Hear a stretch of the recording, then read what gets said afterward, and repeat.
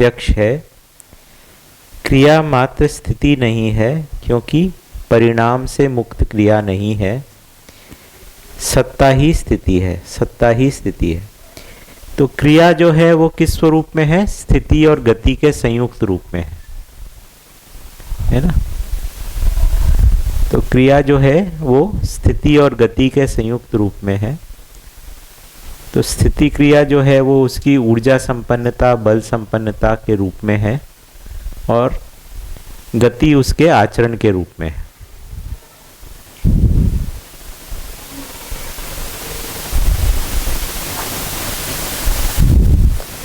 हर परमाणु अपने में मध्यस्थ क्रिया है। सम विषमरत आक्रमणों के मध्यस्थीकरण क्रिया संपन्न करने योग्य क्षमता, योग्यता और पात्रता के उपार्जन पर्यंत विकास है।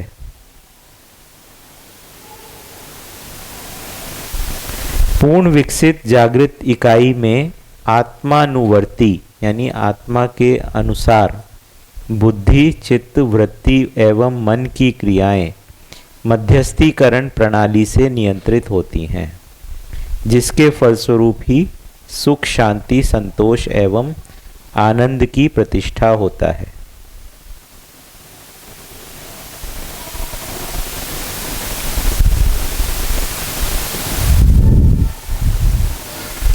क्रिया से मुक्त इकाई नहीं है। सम, विषम एवं मध्यस्थ क्रिया का होना पाया जाता है। जैसा कि ऊपर वर्णित है, सम तथा विषम क्रियाओं में संतुलन नहीं है। इसलिए यह सिद्ध होता है कि मध्यस्थीकरण प्रणाली से इकाई को मध्यस्थ क्रिया से संतुलित किया जाता है। इस प्रकार मध्यस्थ की ही क्रियाशीलता प्रमाणित होती है तथा सम और विषम इसके नियंत्रित सिद्ध हैं।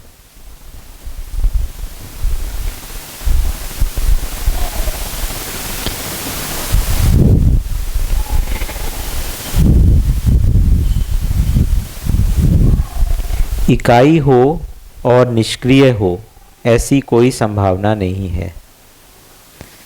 मानव में व्यवहारिक मध्यस्थता न्याय से, वैचारिक मध्यस्थता समाधान या धर्म से तथा अनुभव की मध्यस्थता ज्ञान से है।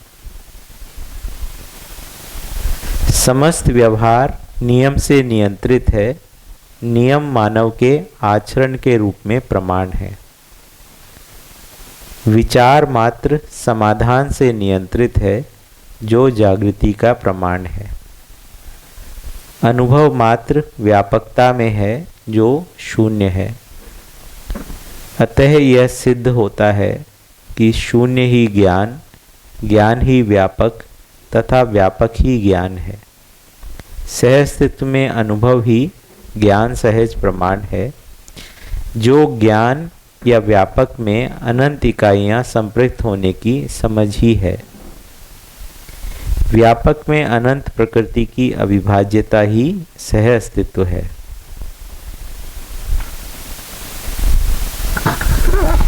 जागृत मानव में न्यायपूर्ण व्यवहार तथा समाधानपूर्ण विचारों को पाया जाता है।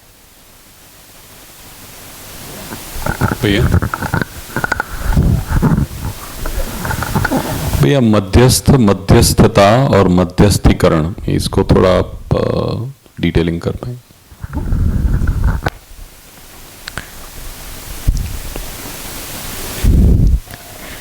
एक तो सत्ता को मध्यस्थ कहा है ना, क्योंकि वो सम और विषम से अप्रभावित है। क्रिया में ही सम और विषम भी होता है। और सत्ता में, ये क्रिया में मध्यस्थीकरण जो है वो मध्यस्थ क्रिया के द्वारा होता है। मध्यस्थीकरण जो है वो सम और विषम को सामान्य बनाने की क्रिया है। एक परमाणु में मध्यस्थीकरण है, जो उसके परिवेशों को अपने स्थान पर व्यवस्थित करना, ताकि परमाणु का आचरण जो है वो यथावत बना रहे। तो मध्यस्थीकरण एक प्रक्रिया है जिससे परस्परता के जो परमाणु के दबाव आदि हैं, उससे जो उसके अंदर विचलन है उसको वो पुनः स्थापित कर रहा है ना। जैसे हम लोग कल बात कर रहे थे, ये आवश्यकता के अनुसार जो है बल का प्रयोग करना, ताकि आचरण की निश्चयता बनी रहे, इस रूप में मध्यस्थीकरण काम करता है ना।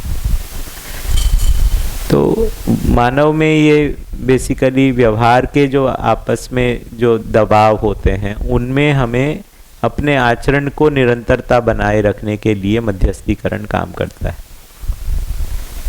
अनुभव जो है वो स्थिरता के रूप में बना रहता है, और वो विचार और इच्छा को उस आवश्यकता अनुसार प्रभावित करता है ना। अनुभव मूलक विधि से उसका ये प्रभाव बना रहता है। तो ये आत्मा का प्रभाव है, जिससे जो है जीवन जो है वो नियंत्रित या निश्चित आचरण को व्यक्त करता है। इसको कहा मध्यस्थीकरण। तो मध्यस्थ है, सत्ता को मध्यस्थ कहा, आत्मा को या नाभिक को मध्यस्थ क्रिया कहा। नाभिक क्रिया जो प्रक्रिया कर रहा है जो व्यवहार में, उसको मध्यस्थीकरण कहा।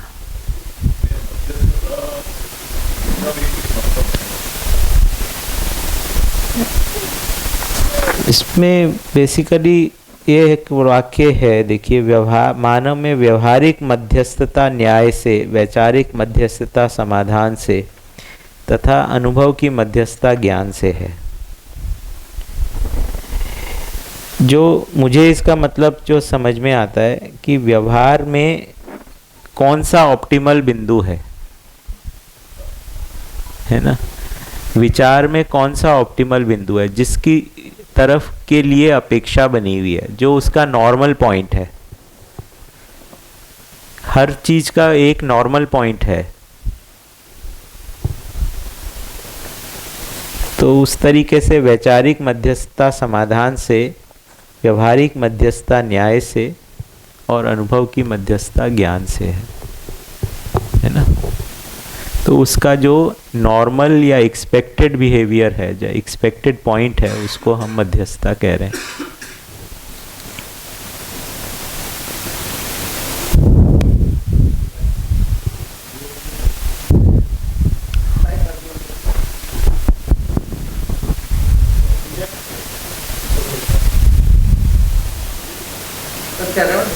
नहीं हाँ भैया, ये जो है अनुभव मात्र व्यापकता में है जो शून्य है, और अतः यह सिद्ध होता है कि शून्य ही ज्ञान, ज्ञान ही व्यापक तथा व्यापक ही ज्ञान है। उसको एक बार थोड़ा कनेक्शंस बिठाइए ना।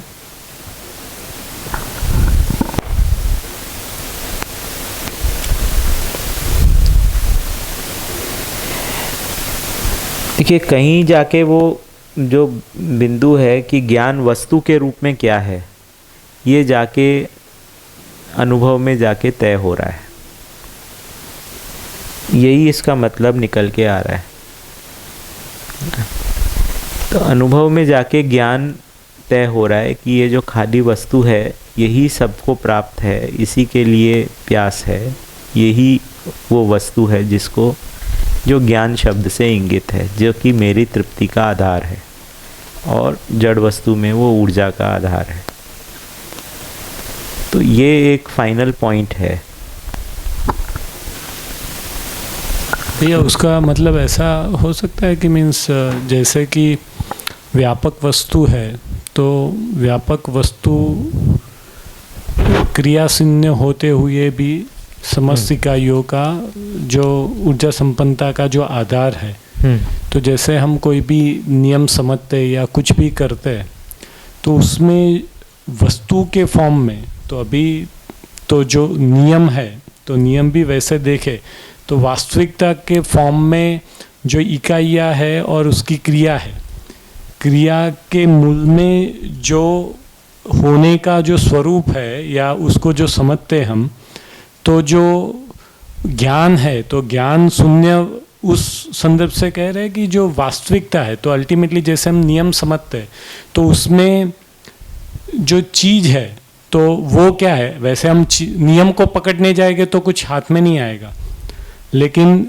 सपोज नियम है और उसको समझने से अल्टीमेटली, तो इसीलिए जैसे ज्ञान को जैसे बोलते हैं कि भाई व्यवहार में जब जीने की बात है तो उसमें जो नियम को हम समझते हैं, जैसे भी अनुभव में भी हम देखते हैं तो जीने में भी उसकी जो स्पष्टता रहती है नियमों की, तो वही आनंद के स्वरूप में या ऐसे कोई एक, तो वो भी एक वस्तु ही हो गई वास्तविकता जो खुद में क्रिया शून्य है। जैसे कि नियम कोई क्रिया नहीं है, लेकिन उसको समझने से जो अस्तित्व सअस्तित्व के स्वरूप में हम जो संतुलन को बनाए रखते, उसको पहचान कर उसके अनुरूप जी पाते हैं, तो क्या उस संदर्भ में उसको कुछ समझ सकते हैं? मैंने इस पे थोड़ा बहुत सोचा था, पर जो मैंने सोचा उसको रखता हूँ। देखिए, नियम अपने आप में वस्तु के रूप में क्या है, तो उसके लिए सूत्र अपने को मिलता है आचरण ही नियम है। अब आचरण क्या क्रिया है या व्यापक है? क्या वस्तुओं का आचरण अलग अलग है या सभी वस्तुएं जो हैं, चाहे मिट्टी हो, हवा हो, पानी हो, आदमी हो, जानवर हो, वो एक ही आचरण कर रहे हैं? तो पता लगता है कि अस्तित्व में बहुत सारी क्रियाएं हैं और उनके आचरण अलग अलग हैं, है ना। तो और वो सभी अपने अपने स्थिति के अनुसार आचरण को व्यक्त कर रहे हैं, है ना। तो पदार्थावस्था का नियम अलग है, प्राणावस्था का नियम अलग है, जीवावस्था का नियम अलग है, और ये नियम जो है वो इकाई से अविभाज्य है। इकाई को छोड़ के हम नियम को पहचान नहीं सकते। तो सत्ता जो है वो मूलतः इकाई को प्राप्त है, पर सत्ता को नियम कहना मेरे लिए बन नहीं पा रहा है। भैया, मैं सत्ता को नियम नहीं कह रहा हूँ, मैं उसको, जैसे कि ये नियम की समझ, हाँ, जो नियम की समझ है, तो अभी समझ जो वस्तु है, तो वैसे देखेंगे तो वो कोई वस्तु उस फॉर्म में नहीं है, उस फॉर्म में नहीं है। तो अब ये नियम की समझ, हाँ, या नियम के अनुभव, नियम के ज्ञान, उसको हम व्यापक कहेंगे। बस वही उस एंगल से कि भाई अल्टीमेटली जो भी क्रियाएं है, क्रियाओं को जो हम समझते हैं तो वही तो अल्टीमेटली तृप्ति बिंदु हो गया कि भाई अभी जब भी सभी क्रियाओं की मुझे स्पष्टता हो जाती है, उसकी समझ हो जाती है, इसीलिए ज्ञान समझ हो गया, इसीलिए वो जीने में, अनुभव में, व्यवहार में सभी जगह वो एक सा भासता है या एक समान वो जो लगता है, वो जैसे बाबा जी उसको परिभाषित करते हैं, तो क्या उस स्वरूप में हम उसको देख सकते हैं कि वो क्रिया शून्य है, वहाँ पे वो क्रिया नहीं है, जैसे कि समझ वो क्रिया नहीं है ऐसे, लेकिन जैसे हम समझते हैं वो वस्तु के स्वरूप में, तो वो जो स्पष्टता होती है और उसके अनुरूप जीते हैं, तो उसकी जो एक अनुभूति रहती है, तो इसीलिए वो ज्ञान उसको व्यापक बोले, ऐसा मैं जस्ट समझना चाहता हूँ। ठीक लग रहा है मुझको। भैया, ये जो नियम है उसको मूल चेष्टा बोल सकते हैं? जैसे हर एक इकाई की जो मूल चेष्टा है वही उसका नियम है। मूल चेष्टा किसी और चीज को कह रहे हैं। क्रिया को प्रकट करने से पहले की उसकी जो स्थिति है उसको मूल चेष्टा कह रहे हैं। क्रिया को उसमें जो प्रकट करने से पहले जो उसकी स्थिति है। अब देखिए अध्याय 3 में है मूल चेष्टा की परिभाषा।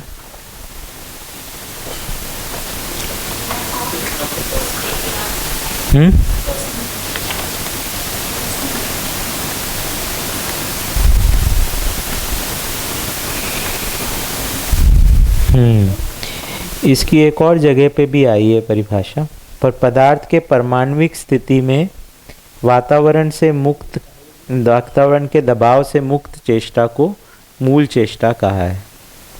तो मतलब क्या हुआ इसका? संपृक्तता से जो उसमें जो बल संपन्नता है उसमें क्रिया करने के लिए जो ताकत है वो मूल चेष्टा का स्वरूप है ना। ये चीज़ सभी में समान रूप से, चाहे वो मिट्टी हो, पत्थर हो, पानी हो, ये मूल चेष्टा जो है सभी में समान रूप से प्राप्त है।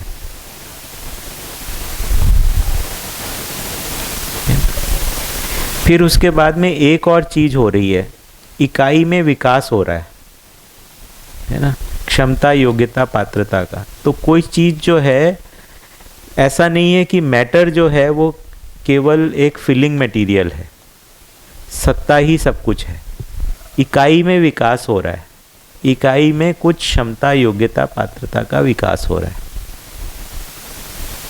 इकाई कुछ चीज अपने अंदर अर्जित कर रही है। इकाई परमाणु में विकास हो रहा है, ये एक दर्शन का मूल अवधारणा है ना। यानी कि कोई योग्यता, कोई क्षमता, कोई पात्रता को इकाई वहन कर, इकाई लेकर चल रही है ना। तो सत्ता में संपृक्तता की स्थिति सब में बनी हुई है, पर इकाई में कोई चीज ऐड हो रही है। तो हमको प्रकृति जो है वो डिफरेंशिएटेड रूप में मिल रहा है। डिफरेंशिएटेड मतलब अलग अलग स्थितियों मिल रहा है। एक हमको ऐसा स्वरूप मिलता है कि व्यापक सत्ता ही सब कुछ है और सभी उसकी मर्जी से हिल रहा है ना। एक हमको एक मिलता है ना कि उसकी मर्जी से पत्ता भी नहीं हिल सकता। तो मतलब ये लगता है कि केवल एक्शन जो है, चलाने वाला जो है वो व्यापक सत्ता है, ईश्वर है, और क्रिया जो है वो एक्चुअली अपने आप में बेसिकली कुछ नहीं है, या कुछ फिलिंग मटेरियल जैसा है, और सभी नियम जो है वो वहाँ पर स्थिर है। यहाँ पर क्या कह रहे हैं, क्रिया जो है वो किसी क्षमता, योग्यता, पात्रता को अर्जित कर रहा है, और एक स्थिति में ऐसा पहुंच रहा है जबकि क्रिया व्यापकता में अनुभव कर ले रहा है। तो क्रिया में विकास हो रहा है, परमाणु में विकास हो रहा है ना। ये एक चीज जो है बेसिकली पहचाना गया है, जो कि मेरे को लगता है साइंस ने भी नहीं पहचाना है। साइंस में परमाणुओं से विकसित परमाणु कोई हो सकता है, इस बात को नहीं पहचाना है। रचना में विकास होता है, इस बात को पहचाना है। ये बात कम्युनिकेट हो रही है। रचना में विकास होता है, ये डार्विन ने पहचाना है, और स्ट्रक्चर के हिसाब से फंक्शन डिटरमिन हो रहा है, वो चीज़ को पहचाना है। यहाँ पर क्या कह रहे हैं, परमाणु में कुछ ऐसा विकास हो रहा है जिससे उसकी अवस्था बदल जा रही है, और वो कुछ उसकी मतलब जो वहन करने की क्षमता है, जो ग्रहण करने की क्षमता है, और जो प्रकाशन करने की क्षमता है, प्रकाशन क्रिया जो है वो बदल जा रही है।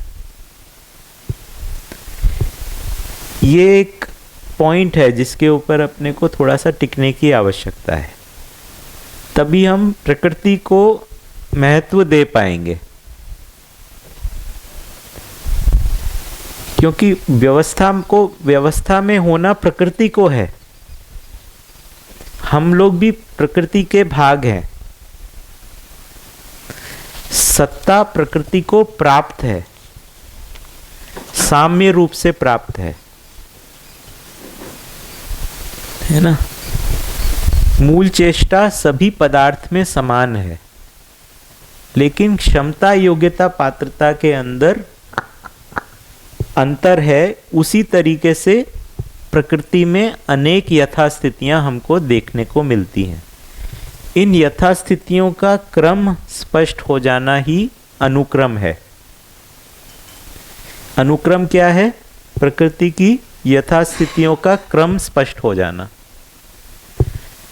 और उसी क्रम में अपनी भी एक स्थिति को पाना, है ना। ये बात कम्युनिकेट हो पा रही है कुछ कुछ? तो भैया जैसे मानव की मूल चेष्टा क्या बोलेंगे हम? मूल चेष्टा तो सभी में संपृक्तता की ही के रूप में ही है। क्रिया करने के लिए जो स्थिति है उसकी, उसको अपन मूल चेष्टा कह रहे हैं। उसका ड्राइविंग फोर्स तो वही रहा ना, जैसे मूल। बिल्कुल, ड्राइविंग फोर्स कह सकते हैं, ताकत कह सकते हैं, है ना। वो एक्चुअली बिल्कुल ऐसा ही है, पर वहाँ से संकल्प नहीं है। जैसे सत्ता में कोई संकल्प विकल्प नहीं हो रहा है कि क्रिया को क्या करना है, ये सत्ता नहीं सिखा रहा है। सत्ता उसको प्राप्त ऊर्जा के रूप में या ज्ञान के रूप में उपलब्ध है। क्रिया के अंदर ही कैपेबिलिटी बन रही है संकल्प क्रिया की। तो ये एक्चुअली बेसिक डिफरेंस है। एक है कि सारा क्रेडिट हम सत्ता को दें, एक है सत्ता को सत्य के रूप में स्वीकारते हुए जगत को शाश्वत के रूप में स्वीकार रहे हैं। जगत एक अगर हम देखें तो सहअस्तित्ववादी विधि में प्रकृति के स्टेटस को थोड़ा ऊंचा किया गया है आदर्शवाद के तुलना में। थोड़ी हल्की भाषा हो सकती है, बट बेसिकली सहअस्तित्व में प्रकृति के स्टेटस को बढ़ाया गया है ना। एक अपने को वाक्य मिलता है, आत्मा प्रकृति का अंग होते हुए भी ब्रह्म से नेष्ट नहीं है ना। अनुभव दर्शन में कुछ लोगों ने आपने पढ़ा होगा, है ना। तो यानी कि आत्मा को, और आत्मा ब्रह्म का भी अंश नहीं है ना। तो प्रकृति का अंग जो है होते हुए भी वो ब्रह्म से नेष्ट नहीं है। तो दोनों को एक समान स्थिति के ऊपर रखा है। एक चर्चा में बाबा जी इसको इस तरह भी बोले कि प्रकृति की प्यास है ना, सत्ता की प्यास प्रकृति को है, प्रकृति की प्यास सत्ता को है ना। सत्ता के बिना प्रकृति का कोई क्रिया नहीं हो सकती, और प्रकृति के बिना सत्ता का ज्ञान उजागर नहीं हो सकता, है ना। तो ये सहअस्तित्व है, दोनों का महत्व है ना। हाँ, उपयोगिता पूरकता का संदर्भ प्रकृति में ज़्यादा सही बनता है, बट ये दोनों का सहअस्तित्व है। देखिए, दो वास्तविकताएं हो गई तो दोनों का एक दूसरे के प्रति भाव हो गया, है ना। इसीलिए सहअस्तित्व को परम भाव कहा है ना। एक अपने को समाधानात्मक भौतिकवाद में एक वाक्य मिलता है, सहअस्तित्व परम भाव है, इसीलिए प्रत्येक इकाई में भाव संपन्नता देखने को मिलती है ना। तो ये जो है, और फिर ये मूल्यों के रूप में वो आदान प्रदान होता है ना। तो बेसिकली सहअस्तित्व रूपी परम भाव है, फिर इकाई में विकास हो रहा है, और फिर उसमें अलग अलग अवस्था के अनुसार उनका मूल्यों का प्रकाशन हो रहा है। इस पे अपने को थोड़ा सा इसको ध्यान देने की आवश्यकता है, इसको थोड़ा सा अपने मानसिकता में होल्ड करने की आवश्यकता है, तभी वो सिंथेसाइज होगा कि सत्ता और क्रिया जो है मूल रूप में एक नित्य वर्तमान है, कोई चीज़ नई क्रिएट नहीं हो रही है, और प्रकृति जो है वो परिवर्तनशील है, सत्ता जो है वो स्थिर बना हुआ है ना। इस रूप में हमको ये बोध होगा, इस रूप में ये हमको अनुभव होगा। आँखों के रूप में क्या दिखाई देगा, उसके रूप और गुण की परिवर्तनशीलता नजर आएगी। समझ में क्या आएगा, उसकी नित्य वर्तमानता समझ में आएगी। ये कम्युनिकेट हो रही है ना। आँखों से हमको चीज़ों का परिवर्तनशीलता समझ में दिखाई देती है, कि जैसे इतना सा पौधा था, इतना बड़ा हो गया, फिर उसके बाद मुरझा गया, ख़त्म हो गया, तो उसकी परिवर्तनशीलता हमको दिख रही है। लेकिन नित्य वर्तमानता हमको उसकी समझ में आ रही है कि पदार्थ का नाश नहीं हो रहा है। सो फाइनली हम लोग उसी पॉइंट पे पहुंचेंगे कि नाश विहीन गुण का अनुभव करेंगे, है ना। और वो स्थिरता जो है वो एक्चुअली अनुभव की स्थिरता है ना, जो कि मध्यस्थीकरण करने की ताकत रखती है, जो सम और विषम जो होता है उसको सामान्य बनाने की ताकत रखती है। तो उस चीज के ऊपर अपना ध्यान गया।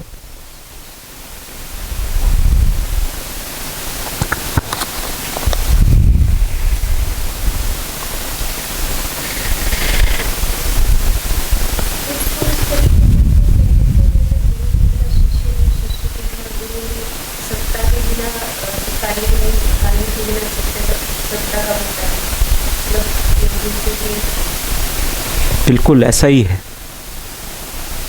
बिल्कुल ऐसा ही है। सत्ता का उद्घाटन क्रिया के द्वारा ही है ना। ठीक है ना। तो ये इन दोनों में एक वाक्य मिलता है अपने को, सत्ता और प्रकृति के बीच में नित्य सामरस्यता त्रिकालाबाद सत्य है, मतलब ये हमेशा हमेशा से ऐसा ही है। तो ये एक फंडामेंटल रियलिटी है जिस रूप में बना हुआ है, उसमें हमारी आदमी की स्थिर होने की जगह उसमें अनुभव करने की बात है। उससे पहले हम जब हमारा परेशानी कहाँ पर हो रहा है, परेशानी हो रहा है हमारा परिवर्तनशीलता में, संवेदनशीलता से जो हमें परिवर्तनशीलता दिखाई दे रही है, नश्वरता दिखाई दे रही है, हम उससे प्रभावित होते हैं।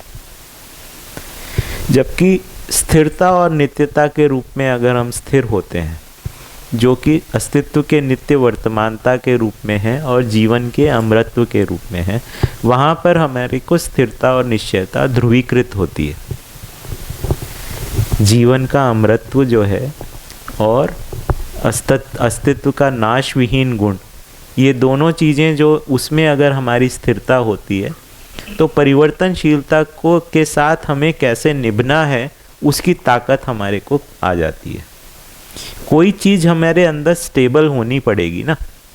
अभी भी आस्थावादी विधि से हम किसी चीज़ को स्थिर करते हैं ना, ईश्वर को स्थिर करते हैं, किसी देवी या देवता को अपने अंदर स्थिर करते हैं कि अगर कोई और भी चीज़ बदल रही है कम से कम वो चीज़ स्थिर बनी हुई है। यहाँ पर क्या कह रहे हैं, वो प्रतीक प्राप्ति नहीं है।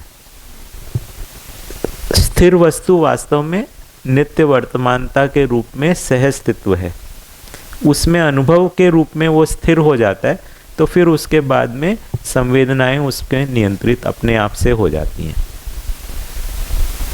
है ना। तो इसके ऊपर अपनी मानसिकता को हम थोड़ा नियोजित करेंगे, है ना। ये धीरे धीरे सेट होने की ज़रूरत है। देखिए इसमें बहुत गूढ़ बातें नहीं हैं, है ना, इसको कॉम्प्लेक्स ना बनाया जाए, सामान्य बातें हैं। दो ही वास्तविकताएं हैं, उनके अंदर एक को अवमूल्यन करके हम नहीं पार पा पाएंगे। प्रकृति को अवमूल्यन करके, सत्ता का अधिमूल्यन करके हम पार नहीं पाएंगे, है ना। या सत्ता का अवमूल्यन करके, जैसे भौतिकवाद ने सत्ता का निर्मूल्यन किया, सत्ता है ही नहीं, है ना। और प्रकृति का अधिमूल्यन किया कि यही सब कुछ है। आदर्शवाद ने सत्ता का अधिमूल्यन किया, प्रकृति का अवमूल्यन किया, है ना। यहाँ पर प्रकृति और सत्ता दोनों का मूल्यांकन है, दोनों का महत्व। जैसे इसी को बाबा जी ने इस तरह से रखा, ब्रह्म सत्य है और जगत शाश्वत है ना। प्रकृति की क्रियाएं जो हैं वो अनेक स्वरूपों में मिलती है, इसलिए प्रकृति का अध्ययन जो प्रकृति का ही दर्शन होता है। दर्शन मतलब देखना। सत्ता में अनुभव होता है, प्रकृति का दर्शन होता है। प्रकृति को व्यवस्था स्वरूप में अपने को दर्शन करना है ना।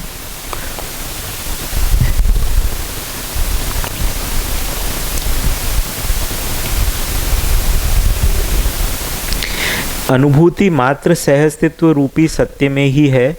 सत्य में अनुभूति ज्ञानावस्था की निर्भ्रम इकाई द्वारा ही होती है तथा इसका प्रभाव बुद्धि, चित्त, वृत्ति तथा मन में आप्लावन होता है। अनुभव सहज व्यवहारिक मध्यस्थता जो वृत्ति की क्रिया है, न्याय और समाधान के रूप में परिलक्षित होती है। अनुभव सहज बोध की स्थिति में बुद्धि की क्रिया में आप्लावन होता है। उपरोक्त अनुसार न्याय, धर्म या समाधान अनुभव के ही विविध स्तर हैं। तो ये क्लियर हो रहा है ना। अनुभव मूलक विधि से ही समाधान और न्याय का प्रकाशन है। हाँ,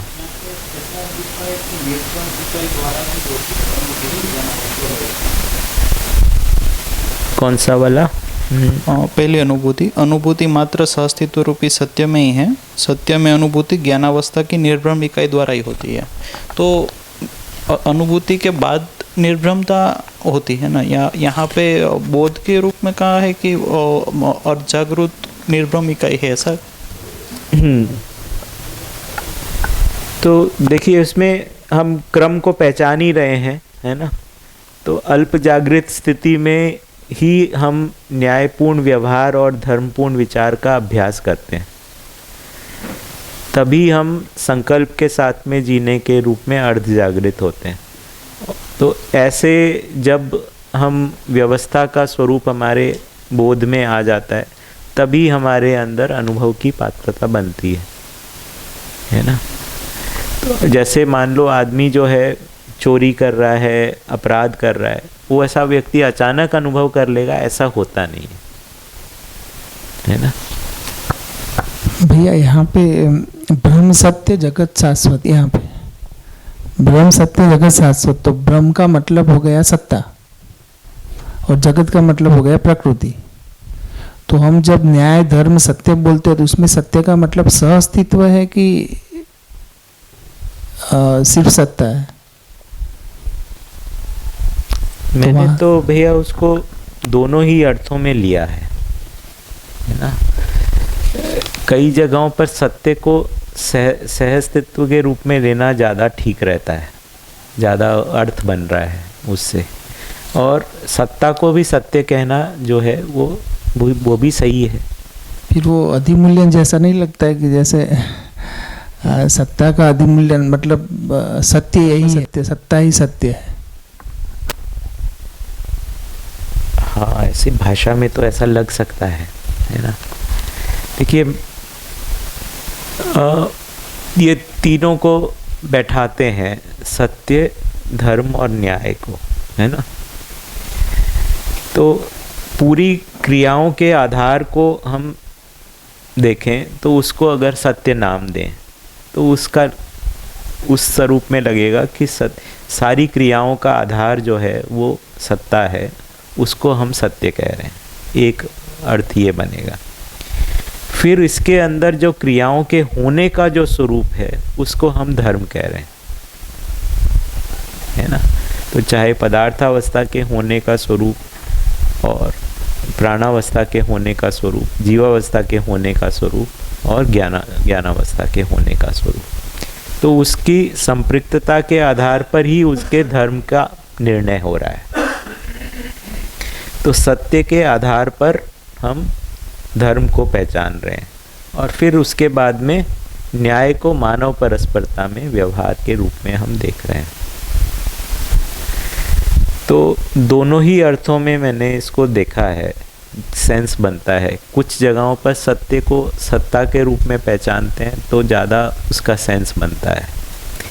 एक मीनिंग जब हम इसको पढ़ते हैं तो ये उसके रेफरेंस से भी लगता है कि ब्रह्म सत्य जगत मिथ्या, है ना। ये आदि शंकराचार्य ने कहा था कि ये संसार जो है ये मिथ्या है, सत्य जो है वो केवल व्यापक सत्ता ही है, ब्रह्म ही है।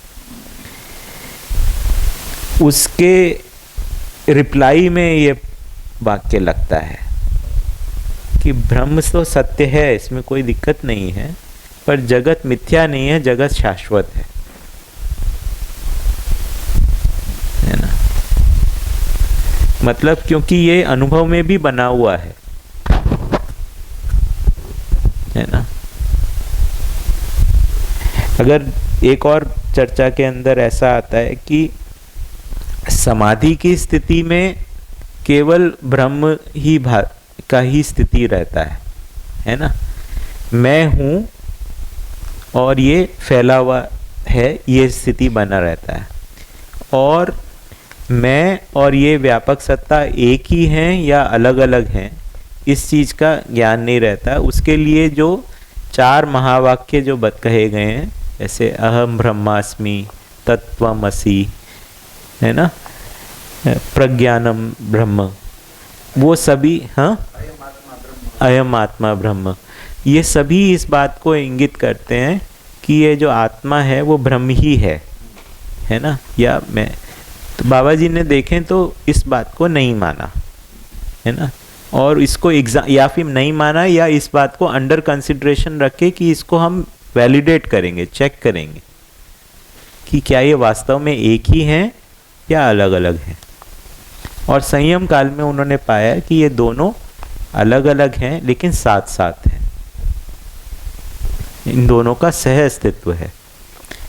तो प्रकृति जो है, आत्मा जो है, वो ईश्वर का अंश नहीं है, प्रकृति का अंश है जो कि ईश्वर में अनुभव कर ले रहा है। हाँ, तद्रूप वाली बात है। तो भैया एक सेकंड, तो इसमें यहाँ पे जहाँ ब्रह्म सत्य बोला है वहाँ पे हम सत्ता को ले रहे हैं। जैसे यहाँ सत्य का मतलब ये होता है कि सत्ता है, और जहाँ पे न्याय धर्म सत्य बोल रहे हैं वहाँ पे हम सहअस्तित्व को ले रहे हैं। हाँ, तो मैं ऐसे ही मैंने ऐसे बैठा रखा। ठीक। जगत शाश्वत का मतलब तो ये होगा कि परमाणु हमेशा के लिए है। हाँ, पदार्थ का नाश नहीं हो सकता, यही ना मतलब है इसका। किसी भी तरीके से पदार्थ का नाश नहीं हो सकता, परिवर्तनशील तो है, एक से दूसरे में परिवर्तनशील हो सकता है ना। गिरीश भाई ने अपने प्रश्न के अंदर एक शब्द बोले कि सत्य का क्या अधिमूल्यन नहीं हो जाएगा, तो सत्ता का तो मेरा ये कहना है कि अतिमूल्यन हो, अवमूल्यन हो, निर्मूल्यन हो, कुछ भी हो, वो तो हमारे स्तर पर होगा, सत्ता में तो कोई परिवर्तन होगा नहीं। ठीक बात है। बेसिकली वो तो प्रकृति के साथ भी है ना, प्रकृति के साथ भी है। प्रकृति को का जो स्वरूप है, दिव्य मानव को भी हम ना माने, है ना, तो दिव्य मानव में तो कोई परिवर्तन नहीं होता है। उसी तरीके से हम पत्थर को हम बहुत ऊंचा स्तर पे मान लें तो भी पत्थर में कोई परिवर्तन नहीं होता है। तो वस्तु जो है अस्तित्व में है, उसको हम सही पहचान रहे हैं या नहीं पहचान रहे हैं, उसके अंदर अंतर है ना। ये दोनों चीज़ों के लिए बेसिकली वैलिड है, चाहे सत्ता के लिए हो या प्रकृति के लिए हो, है ना।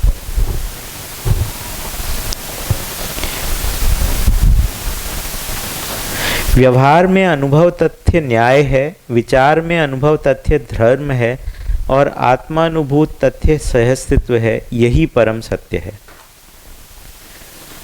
व्यवहारिक मध्यस्थता सम विषम व्यवहार के बीच मध्यस्थता करने की पात्रता से है, जो न्याय के रूप में होता है।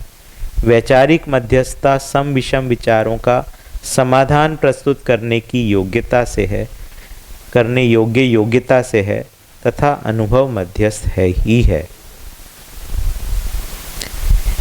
आत्मा में जागृति व्यापक वस्तु में अनुभूति क्रिया संपन्न होने की क्षमता तक, इसके आगे कॉमा लगा लीजिए, बुद्धि व चित्त की जागृति विचारों में समाधान प्रस्तुत करने योग्य क्षमता तक, कॉमा, वृत्ति तथा मन की जागृति समस्त व्यवहार व क्रिया को न्याय से समन्वित व्यवहार को प्रस्तुत करने की क्षमता तक की सीमा तक है, क्षमता की सीमा तक है। इस सूत्र से मेरा एक ध्यान गया कि आत्मा के अंदर भी विकास हो रहा है। ऐसा नहीं है आत्मा में पहले से अनुभव है ना। एक बार मैंने बाबा जी से ये पूछा था कि क्या ऐसा है कि हमको अपने अंदर झांकना है, आत्मा में सारा ज्ञान समाहित है, उसके खाली प्रकट होने में अड़चन है ना। मतलब आत्मा जो है वो संपृक्त है, उसको सब ज्ञान है और केवल उसके ऊपर भ्रम का एक आवरण बना हुआ है। हम प्रयास पूर्वक भ्रम के आवरण को हटा देते हैं तो आत्मा जो है टॉइंग से प्रकाशित हो जाती है है ना। क्या ऐसा है? तो उन्होंने कहा कि ये आदर्शवाद की भड़ास है ना। क्योंकि अगर मान लो ऐसा होता तो समाधि में उनको ज्ञान हो जाना चाहिए था। समाधि में आशा विचार इच्छा उनकी चुप हो गई थी। अगर आत्मा में पहले से ही अनुभव था तो समाधि में वो प्रकाशित हो जाना चाहिए था, लेकिन ऐसा नहीं हुआ, है ना। तो आत्मा का भी विकास होना है। अध्ययन विधि से जो है मन का, चित्त का, मन का, वृत्ति का, चित्त का, बुद्धि का और आत्मा का, इन पांचों अंगों का विकास होता है। तो अंतिम विकास जो है वो आत्मा में ब्रह्मानुभूति के लिए विकास है। जो अनुभव दर्शन में पहला वाक्य है, अब ब्रह्म जिज्ञासा है, ये आत्मा का स्तर से है ना। वो आत्मा की जिज्ञासा है। वो कब वो रिवील हो रही है? जब प्रकृति व्यवस्था के रूप में समझ में आ जाती है, तब ब्रह्म जिज्ञासा है ना।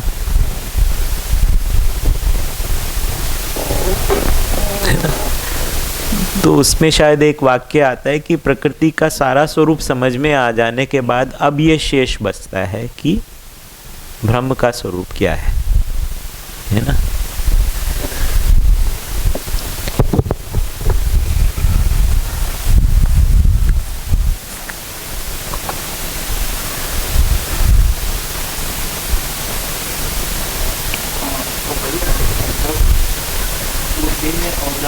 पूरा हो जाता है।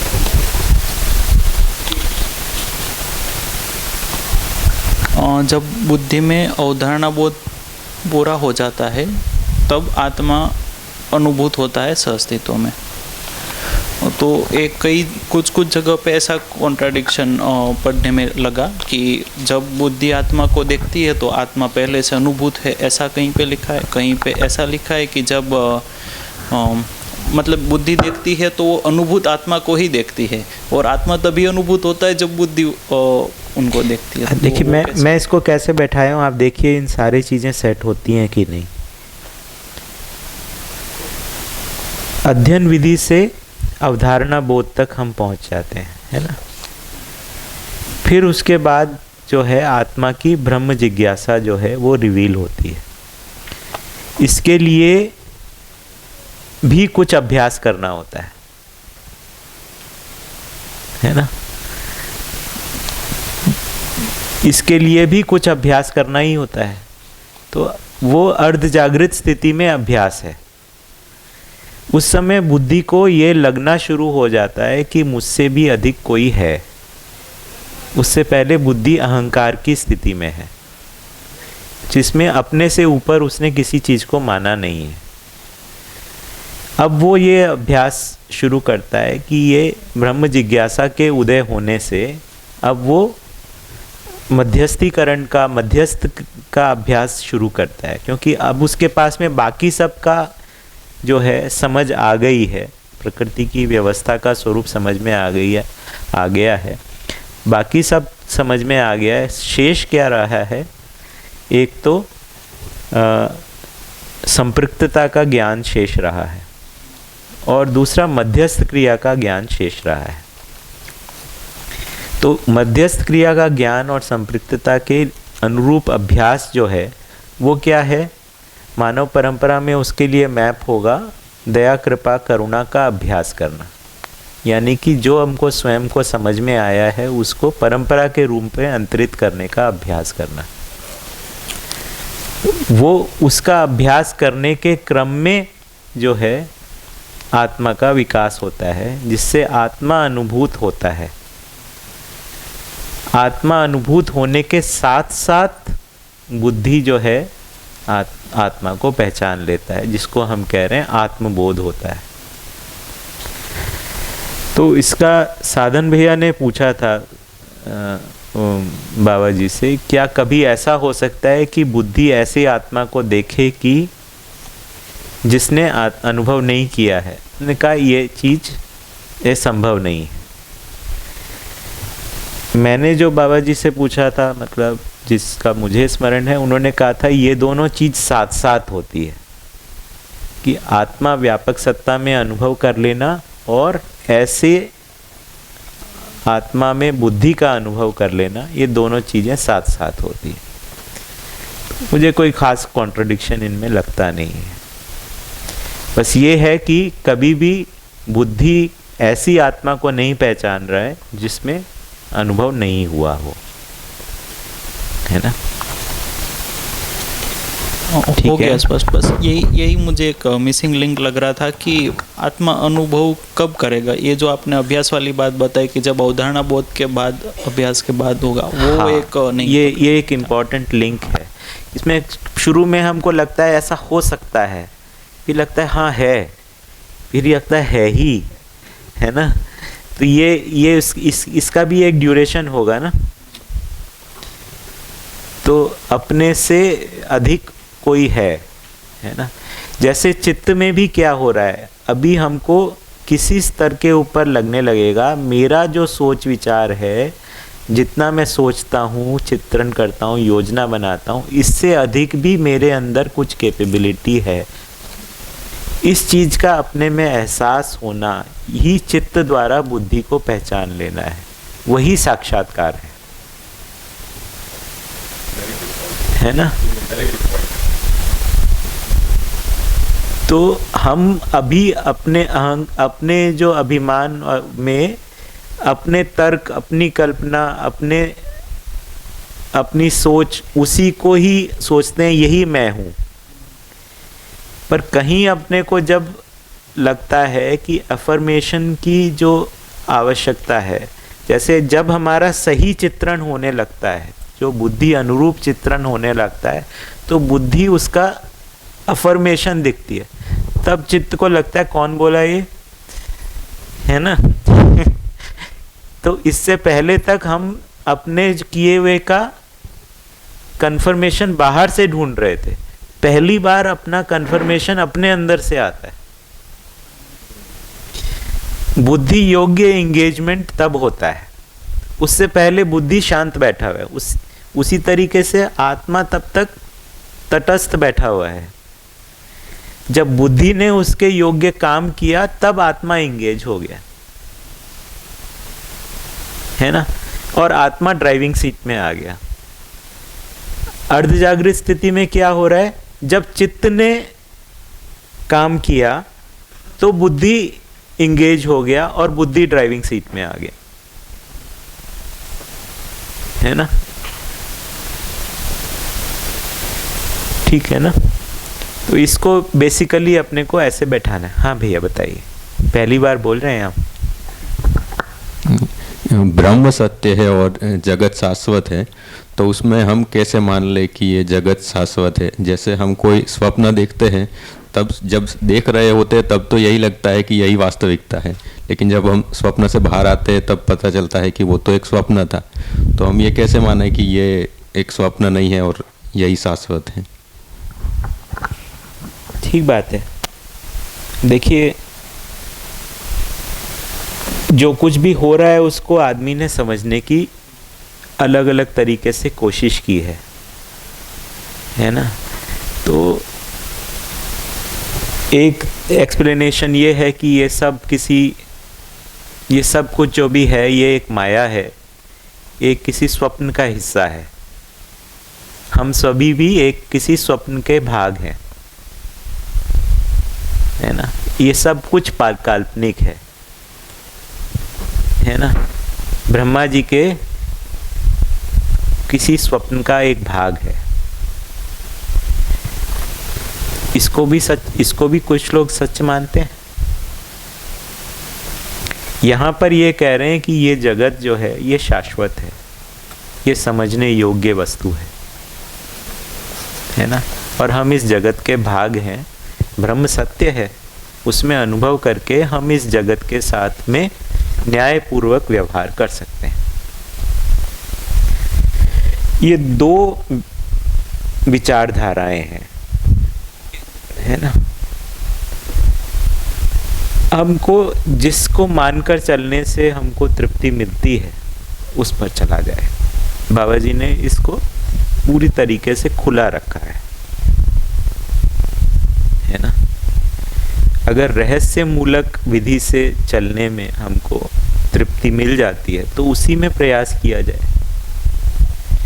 दूसरा ये कहा कि ये सब जो सोचना है ये सब एक्चुअली कुछ है नहीं है, मैटर ही है, उसी के ही ब्रेन में ही सब कुछ इलेक्ट्रिकल सिग्नल्स हैं, उसी से हो रहा है। ये जो मूल्य वगैरह हैं ये सब काल्पनिक बातें हैं, ये इलेक्ट्रिकल सिग्नल्स ही हैं वास्तव में। ये भी इस तरीके से भी आदमी ने सोचा है।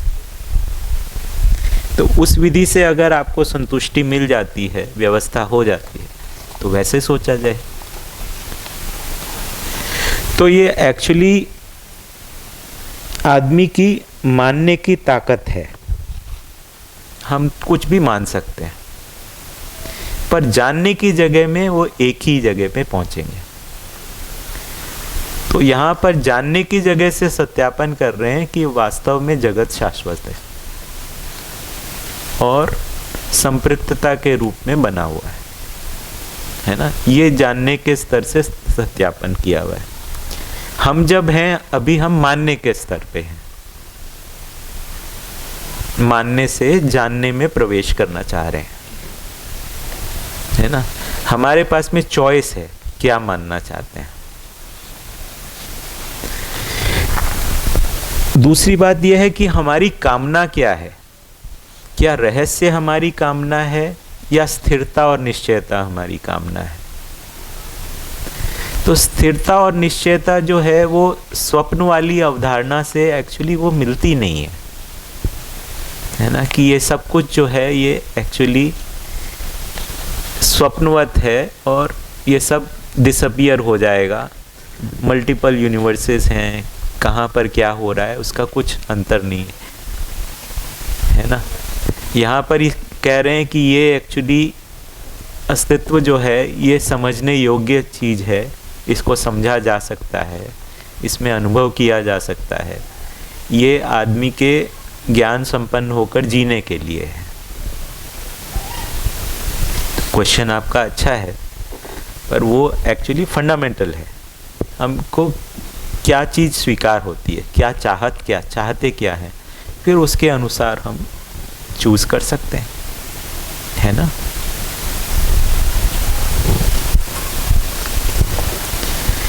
बढ़िया।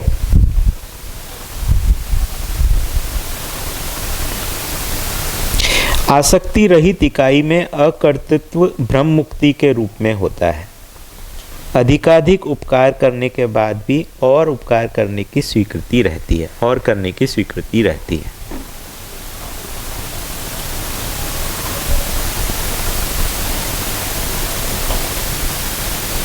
आसक्ति भ्रम ही है। सम विषम विचार तथा व्यवहार दोनों आस्वादन क्रियाएं हैं। ये वाला मुझे बहुत क्लियर नहीं है ये सूत्र। आस्वादन समाधान सहज प्रयोजन के अर्थ में आशा एवं रुचि सहित ग्रहण क्रिया की आस्वादन संज्ञा, ये तो स्पष्ट है।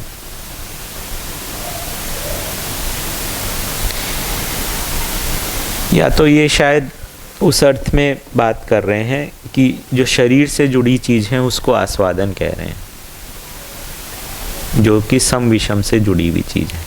देखिए दर्शन में ना मूलक शब्द को दो ही जगह प्रयोग किया गया है, या तो शरीर मूलक है या अनुभव मूलक है ना। तो शरीर मूलक को आस्वादन कहा है और अनुभव मूलक को जो है दूसरा कुछ कहा है। इष्ट दिशा में प्रवृत्ति हो तथा अन्य दिशाओं में प्रवृत्ति ना हो, उसकी ऐच्छिक निराकर्षण संज्ञा है। संपूर्ण दिशाओं में प्रमाणित होने वाली की पूर्ण निराकर्षण संज्ञा है।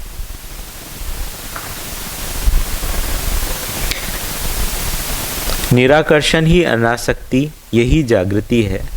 अनासक्ति ही अकर्तृत्व, अकर्तृत्व ही असंचयता, असंचयता ही अभय समृद्धि, अभय समृद्धि ही स्वर्गीयता, स्वर्गीयता ही निराभिमानिता, निराभिमानिता ही पर वैराग्य, पर वैराग्य ही योग, योग ही व्यापकता में अनुभव, व्यापकता में अनुभव ही मध्यस्थता, मध्यस्थता ही प्रामाणिकता, प्रामाणिकता ही निराकर्षण अथवा ब्रह्ममुक्ति है।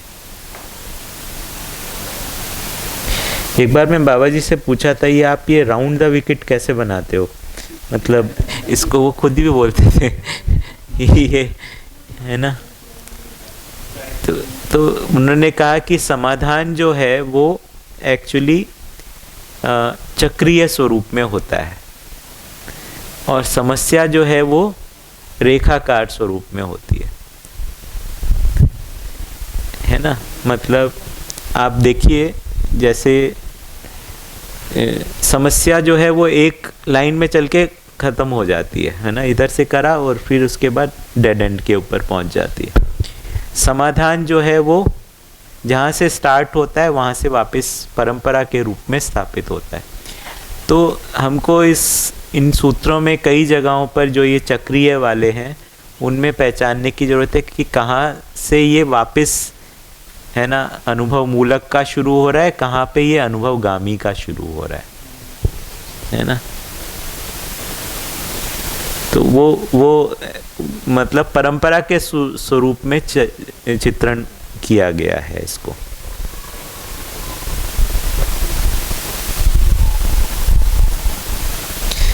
मानव समाज का पोषण एवं संरक्षण संवर्धन जीवन मुक्त अर्थात अथवा ब्रह्म मुक्त मानवों का स्वभाव है। जीवन मुक्त एक्चुअली परंपरा की भाषा है, जीवन से मुक्त नहीं होते वो, मतलब आई थिंक ये वेदांत की भाषा है जीवन मुक्त।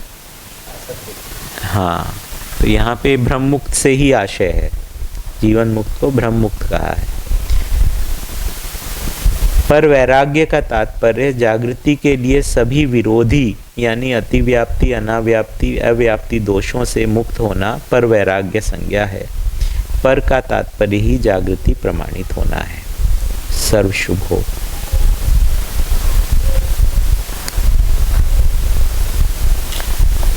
क्या समझ में आया ओवरऑल क्लेश मुक्ति से?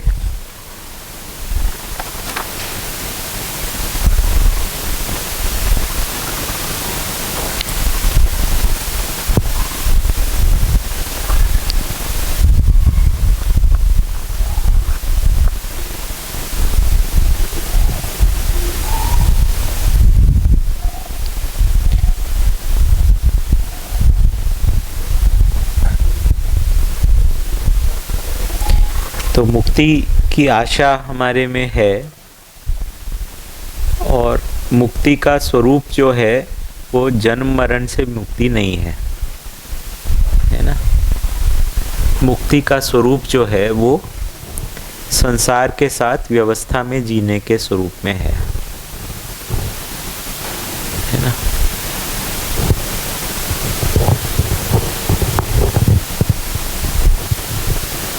तो हम संसार में क्लेश समस्याओं को हम देखते हैं तो हम सोचते हैं कि इन सब से तो हमको कभी कभी ऐसा भाव बनता है कि इस सब को छोड़ना है या इससे मुक्त होना है ना। कैसे इससे तो मर के ही छुटकारा मिलेगा ऐसा लगता है ना। तो यहाँ पर ये कह रहे हैं कि मरकर भी छुटकारा नहीं है है ना, क्योंकि हाँ, तो इससे छुटकारा जो है वो केवल समझदारी और व्यवस्था में जीने से है और परंपरा के रूप में उसको स्थापित करने से है। कंक्लूजन में तो ये निकलता है ना।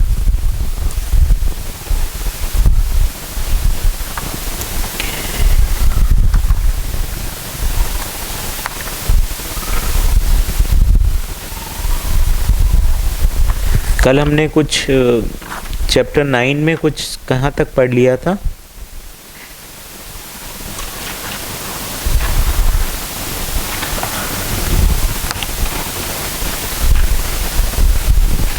चैप्टर 9 शायद पढ़ना था, है ना, मतलब साथ में पढ़ना था।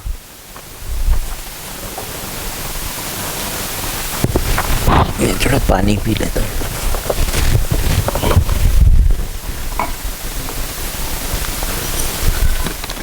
दर्शन, दृश्य, दृष्टि।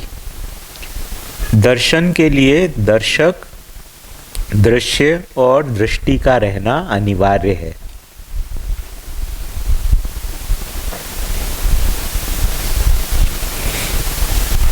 दर्शक की क्षमता दृष्टि के परिमार्जन के योग से दृश्य के साथ दर्शन क्रिया है।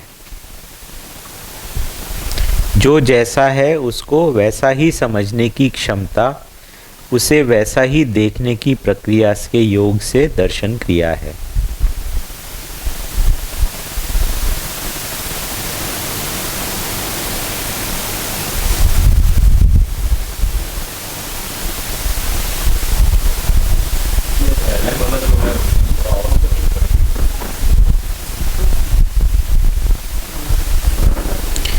सामान्य सी बात लग रही है कि अगर कोई दर्शन है ना, तो उसके लिए कोई देखने वाला होना चाहिए, देखने की वस्तु होनी चाहिए और एक नज़रिया होना चाहिए, है ना। दर्शन हम किस रूप में बोलेंगे? फाइनली जैसे दिल्ली दर्शन है, तो दिल्ली दर्शन आप करके आए तो उसमें आपने कोई देखने वाला होगा, दिल्ली का दृश्य होगा, और फिर आप बताओगे कि यहाँ पे कनॉट प्लेस है, यहाँ पे है ना इंडिया गेट है, यहाँ पे चांदनी चौक है, यहाँ पे लाल किला है, और आप अपनी दृष्टि के अनुसार उसमें बताओगे कि यहाँ पे खाने पीने की चीज़ें अच्छी मिलती हैं, यहाँ पे ये ऐतिहासिक चीज़ें हैं, या फिर यहाँ पे आप जो है जो एडमिनिस्ट्रेटिव चीज़ें हैं वो आप अपनी दृष्टि के अनुसार बताएंगे। तो सामान्य रूप से ही इसको समझ सकते हैं, इसका भास ले सकते हैं इस अर्थ का, है ना।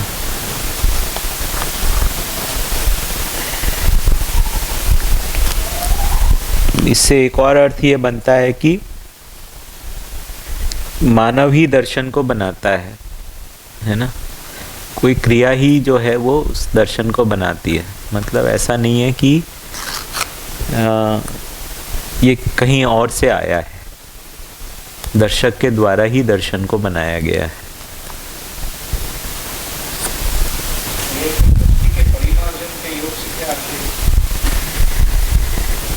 जैसे हम अगर मान लो हमारा दृष्टि सीमित है प्रिय हित लाभ में, तो हमारा दर्शन भी उसके अनुसार बन जाएगा। हमारा दर्शन जो है वो सीमित दर्शन बनेगा।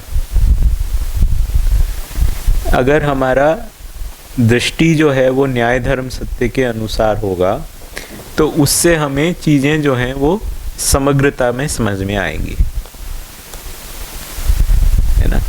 तो हमारा यहाँ पे बेसिकली इस दर्शन का सजेशन या रहे कि न्याय धर्म सत्य के पूर्वक देखने का प्रयास किया जाए, न्याय धर्म सत्य पूर्वक जीने का प्रयास किया जाए। उससे हमारे में जीवन में एक ऐसी अवधारणा बन रही है जिससे जो कि अनुभव के योग्य है। कुल मिला के यही बात कर रहे हैं ना, घुमा फिरा के बार बार अलग अलग तरीके से बात कर रहे हैं कि न्याय धर्म सत्य को जीने में अभ्यास करने की आवश्यकता है।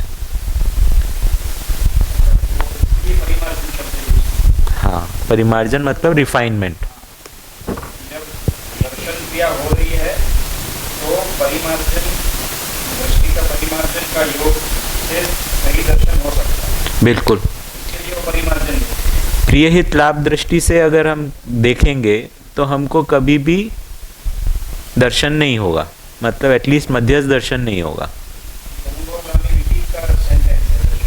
हाँ बिल्कुल ऐसा ही है।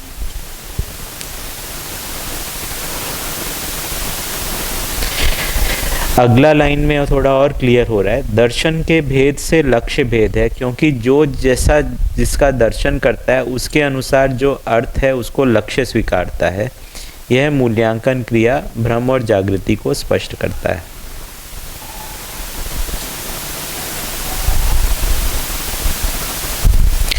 जैसे अगर हम आदर्शवादी विधि से दर्शन करते हैं तो हमारा लक्ष्य जो है क्या बन जाता है, भक्ति विरक्ति बनता है। यदि हम भौतिकवादी विधि से दर्शन करते हैं, मतलब संसार को, उसके स्वरूप को देखते हैं, तो हमारा जो लक्ष्य जो बनता है वो सुविधा संग्रह बनता है। अगर हम सहअस्तित्ववादी विधि से दर्शन करते हैं, चीज़ों को समझते हैं, तो हमारा जो लक्ष्य बनता है जीने का वो बनता है समाधान समृद्धि का, है ना। तो जैसा हम सच्चाई को स्वीकारते हैं उसके अनुसार हमारा जीने का लक्ष्य भी बन जाता है।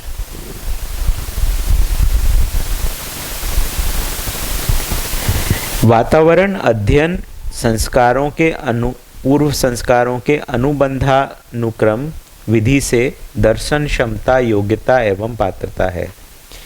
क्षमता, योग्यता एवं पात्रता के अनुसार ही जागृति एवं ह्रास की ओर गति है। स्ट्रेट फॉरवर्ड सा है।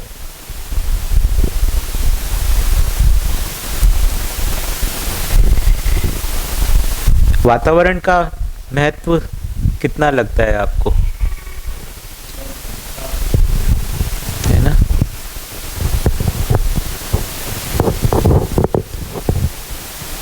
मतलब जैसे हम लोग इस वातावरण में आए हैं, यहाँ पर इस जगह पर हम लोग एक दूसरे के लिए भी वातावरण है। तो उस समय हमारा एक तरीके से मन बना हुआ है, एक तरीके से हमारा ध्यान लगा हुआ है, हम कुछ किसी बातों में हमारी चीज़ें रीइंफोर्स हो रही हैं, कुछ बातें जो हैं हमारी रिजेक्ट हो रही हैं। तो वातावरण जो है वो एक प्रकार से हमें सही चीज़ों के लिए पोषित भी कर सकता है और उसके विपरीत भी कर सकता है ना। अध्ययन तो है ही, शब्द से अर्थ को पहुंचने की प्रक्रिया है अध्ययन। पूर्व संस्कार को हम कैसे पहचानें, हमारे क्या पूर्व संस्कार हैं, can we do something about it, उसके लिए हम कुछ कर सकते हैं क्या?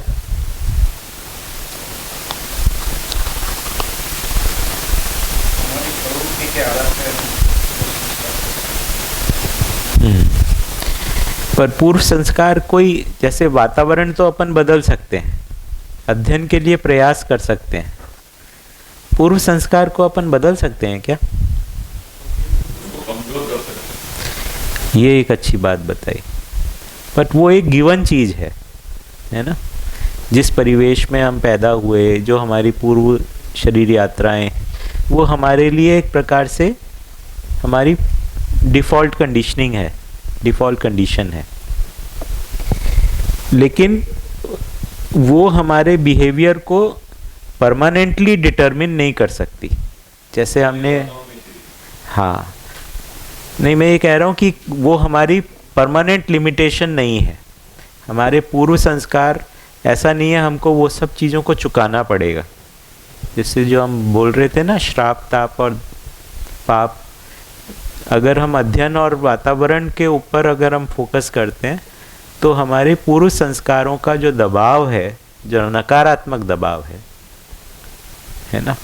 पूर्व संस्कार दोनों ही तरीके के हो सकते हैं, सुसंस्कार भी हो सकते हैं और कुसंस्कार भी हो सकते हैं। तो कुसंस्कारों का हमारे ऊपर दबाव रहता है, सुसंस्कारों का हमारे लिए सहायता रहती है। हाँ, सहायता रहती है, बिल्कुल पुश करता है। बाबा जी यहाँ तक बोले कि हमारा जो जितना शरीर यात्रा में एक तक हम सही की तरफ किए होते हैं, उसके आगे हम शुरू करते हैं, है ना।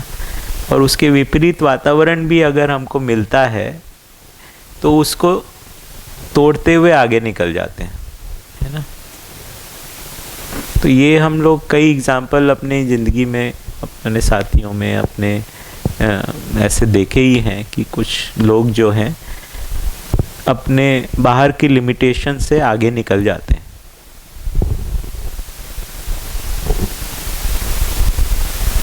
दृष्टि के द्वारा प्राप्त समझ व्यंजना पूर्वक स्वीकृति को दर्शन संज्ञा है।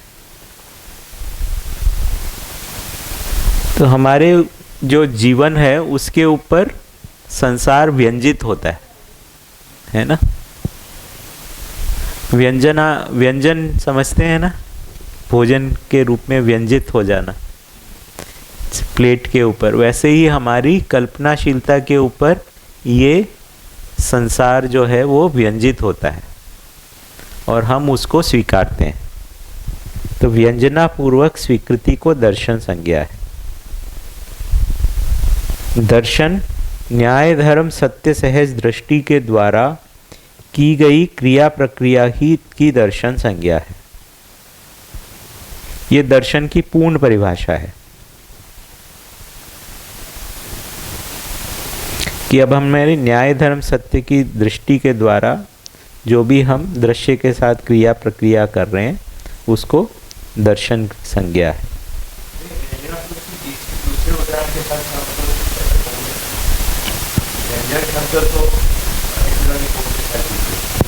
जैसे अभी मैं आपको देख रहा हूं तो आप मेरी कल्पनाशीलता पर व्यंजित हो रहे हैं। हाँ, इम्प्रेशन है ना। तो एक जो कुछ भी हमारे सामने दृश्य है वो हमारे ऊपर व्यंजित होता है, कल्पनाशीलता, क्योंकि देखने वाली क्रिया, जीवन जो है वो देखने वाली क्रिया है और कोई देखने वाली क्रिया नहीं है अस्तित्व में। जीवन के अलावा और कोई चीज़ नहीं देखती है ना। तो जीवन ही वो चीज़ है जो कि जिस देखती है ना, रिफ्लेक्ट कर सकती है। तो हमारे ऊपर वो चीज़ दिखती है और फिर उसके बाद में हम उसका सेंस बनाते हैं, है ना। तो पहले वो मन पे व्यंजित होती है, मन पर जो व्यंजित होता है वो वृत्ति पर व्यंजित होता है, वृत्ति पर जो होता है वो चित्त पर व्यंजित होता है। जैसे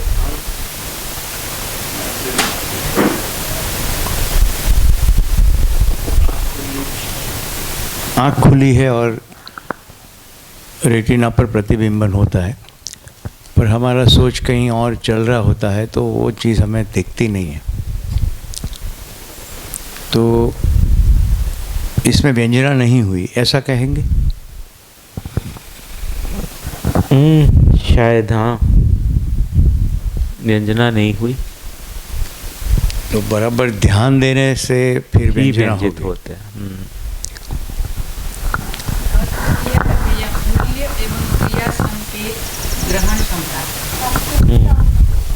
परिभाषा संहिता में देखें व्यंजन।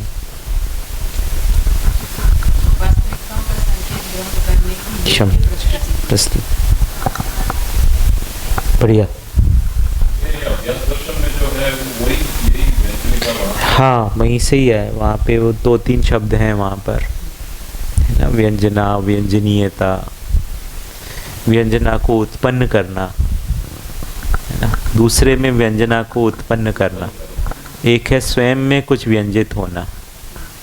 ये व्यंजना शब्द हिंदी भाषा में है तो सही, पर उतना प्रयोग में हम लोग प्रयोग नहीं करते हैं, है ना। व्यंजना शब्द हिंदी भाषा का ही है। ये संपृक्त शब्द हिंदी भाषा में है?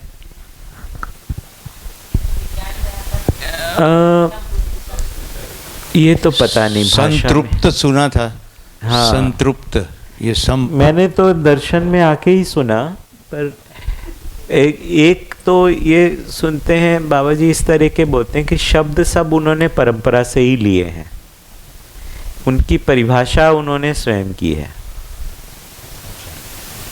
तो उन्होंने मतलब नए शब्दों को गढ़ा नहीं है, कुछ वो चीज़ें नए शायद संस्कृत शब्द हो सकता है ना। हाँ, संस्कृत के शब्द ही हैं, तत्सम शब्दों को लिया है और उनको अपने तरीके से परिभाषित कर दिया है, जो उनको ज्ञान हुआ उसके अनुसार परिभाषित कर दिया।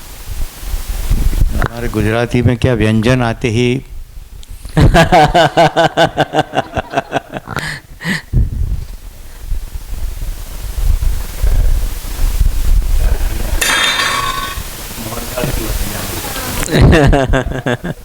मोहनथाल। यहाँ पे गुजरात में कृष्ण भगवान की काफ़ी उपासना होती है ना, काफ़ी पूजा पाठ होता है। यहाँ साउथ में हमारे शिव जी का ज़्यादा होता है, शिव जी और गणेश का। अच्छा। केरला में एक्चुअली छोटे कृष्णा की ज़्यादा होती है। अच्छा। Okay okay. केरला में गुरुवायूर है ना? हाँ, गुरुवायूर है ना। ठीक बात। ओके।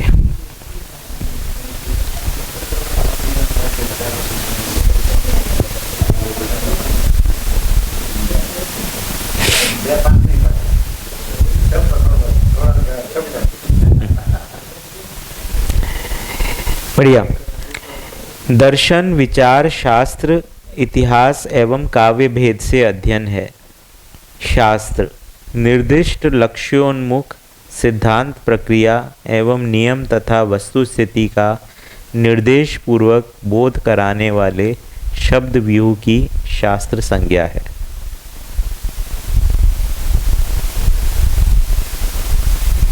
काव्य जागृत मानव के भाव, विचार एवं कल्पनाशीलता जो मानव लक्ष्य के अर्थ में हो को दूसरों तक प्रसारित करने हेतु प्रयुक्त शब्द व्यूह की काव्य संज्ञा है। इतिहास विगत की मानवीयता की ओर कृतियों एवं घटनाओं के श्रृंखलाबद्ध क्रम के स्मरणार्थ प्रस्तुत भाषा या शब्द राशि की इतिहास संज्ञा है। तो देखें तो बेसिकली एक प्रकार से इन्हीं, चाहे इतिहास हो, काव्य हो, शास्त्र हो, उसको जागृति के अर्थ में सूत्रित कर रहे हैं, है ना। तो इतिहास केवल जो घटनाएं हैं, किसने किस राजा ने कितनों को मारा, कब कौन था, उसका अकाउंट नहीं है। मानवीयता को लेकर किसने किस क्या काम किया, उसका अकाउंट को इतिहास कह रहे हैं। वंशानुगत अध्यास विधि विहित या विधिहीन भेद से प्रयोग है।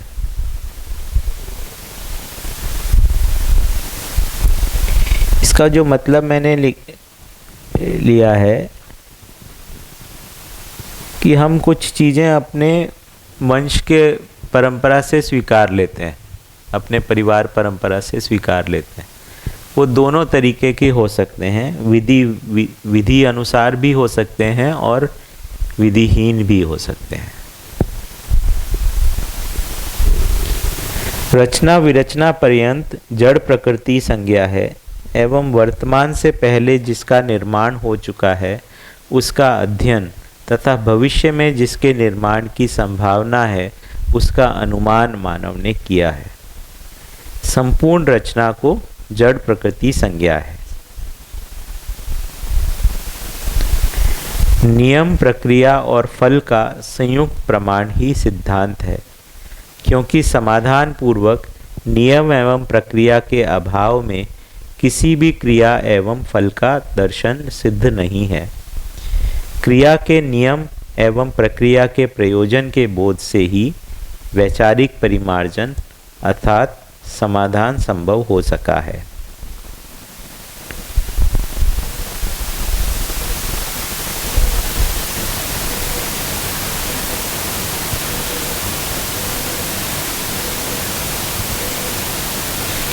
भूगोल मानव और मानवीयता के अर्थ में पृथ्वी का सर्वेक्षण निरीक्षण पूर्वक मानचित्र सहित रचना ज्ञान पाने के लिए संपादित अध्ययन की भूगोल संज्ञा है।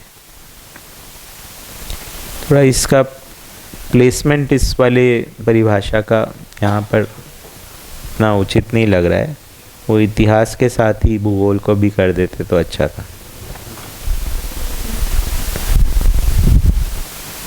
हमें ऐसा लगता है कि प्रिंटिंग के दरमियान कंपोजिशन के दरमियान कुछ आगे पीछे हुई है। हाँ, ऐसा कुछ हो सकता है, एडिटिंग का फ्लॉ है।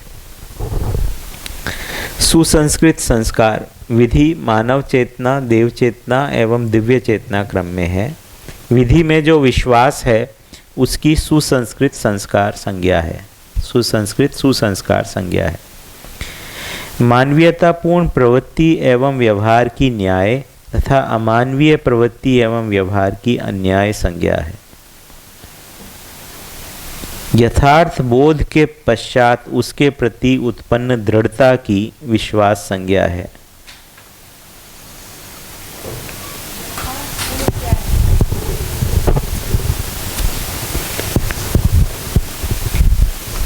अवधारणा बोध को ही कह रहे हैं।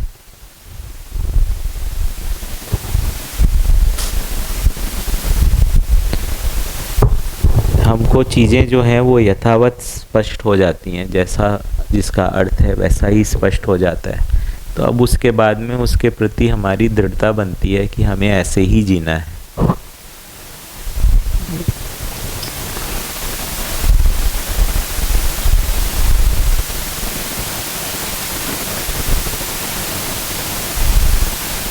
एक बार एक आदमी आए थे, मुसलमान थे। बाबा जी उसको बोल रहे थे कि सुनो, तुम फटा हुआ कपड़ा पहन के रह लेना, लेकिन अमानवीयता में मत जीना, है ना।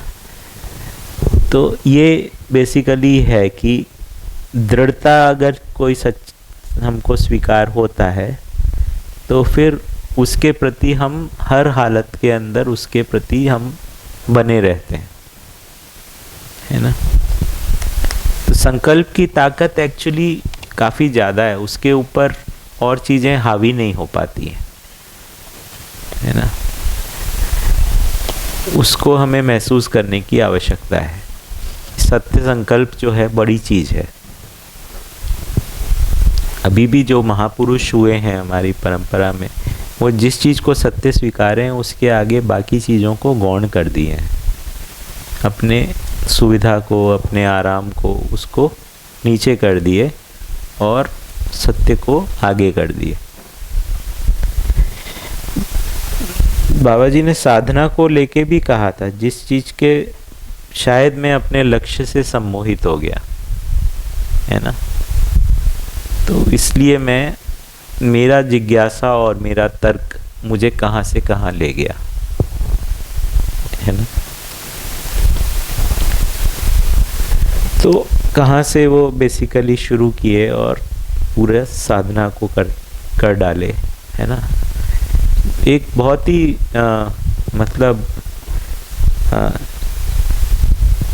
कमाल की कहानी लगती है, ऑलमोस्ट अनरियल सी, सररियल सी लगती है ना।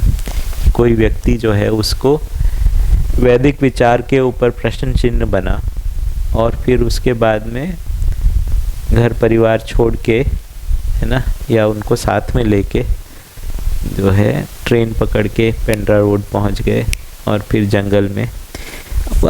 आज 1950 का अमरकंटक और आज का अमरकंटक में बहुत अंतर हुआ, है ना।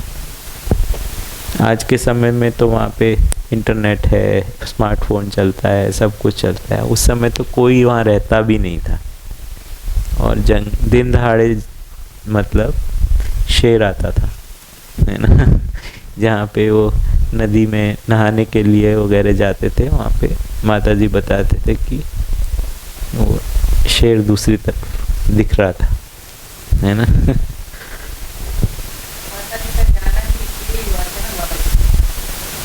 हाँ, उन्होंने बोला मैं भी चलूंगी साथ में।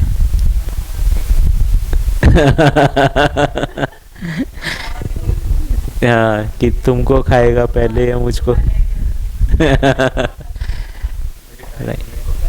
ठीक है, तो हम लोग यहाँ रुकते हैं।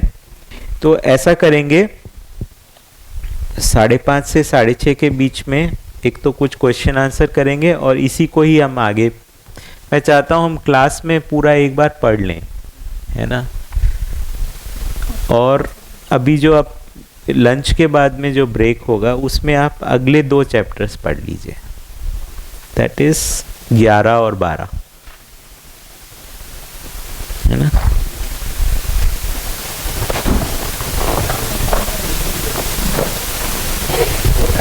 हमको ये पढ़ना है 11 और 12।